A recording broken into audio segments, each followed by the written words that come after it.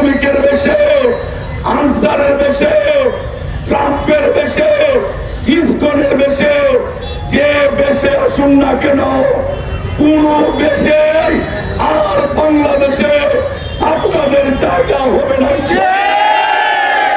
আমাদের প্রিয় নেতা তারেক রহমান সাহেব গতকালকে বলেছেন, আমরা যেন কারো কোনো পাতানো ফাঁদে পা না দেই। এই দেশ সাম্প্রদায়িক সম্প্রীতির দেশ। এই দেশের সম্প্রীতি তারেক রহমান, খালেদা জিয়া বেঁচে থাকতে কেউ বিনষ্ট করতে পারবে ইনশাআল্লাহ।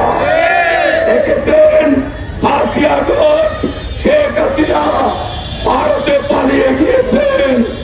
এই চুনারগড় বাজারে অনেক সনাতন ধর্মের ব্যবসায়ীরা আছেন, ভিন্ন ধর্মের ব্যবসায়ীরা আছেন, আওয়ামী লীগের নেতৃবৃন্দ আছেন।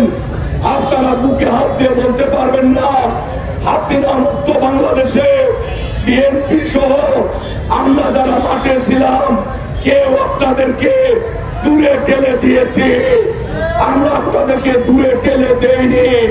কিন্তু আজকে বিদেশে বসে যারা বাংলাদেশের মানুষের মধ্যে হানাহানি সৃষ্টি করতে চায়, আমরা তাদেরকে জানিয়ে দিতে চাই, আমরা বাংলাদেশের 64 জেলায় হিন্দু, মুসলমান, বৌদ্ধ, খ্রিস্টান যারাই বসবাস করি, আমরা একটা পরিচয় দেই।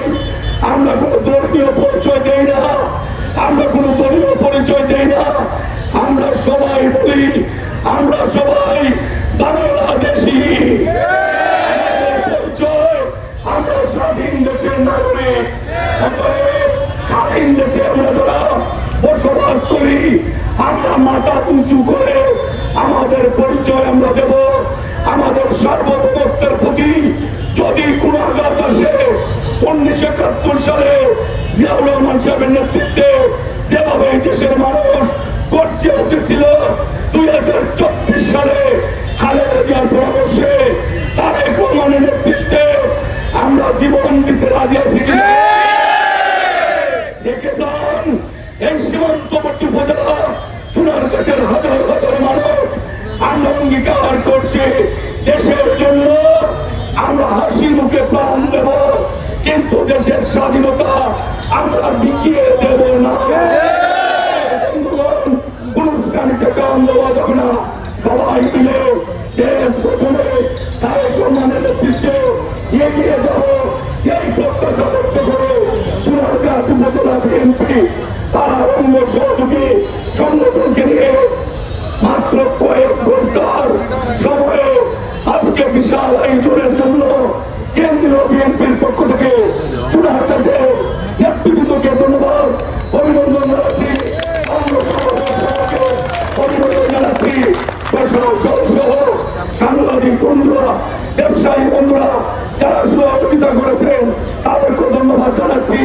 আমাদের এই কর্মসূচির কারণে যা রাস্তাঘাটে কিছুটা যানজট সৃষ্টি হয়েছে, পথচারীদের কষ্ট হয়েছে, আপনাদের কাছে দুঃখ প্রকাশ করে সকলের সর্বাঙ্গীন সাফল্য কামনা করে দেশীয় নেত্রী বেগম খালেদা জিয়ার দীর্ঘায়ু সুস্বাস্থ্য কামনা করে আমাদের প্রিয় নেতা তারেক রহমান বীরের বেশে মাথা উঁচু করে বাংলাদেশে ফিরে আসবেন সেই প্রত্যাশা ব্যক্ত রেখে আমি আমার বক্তব্য শেষ করছি।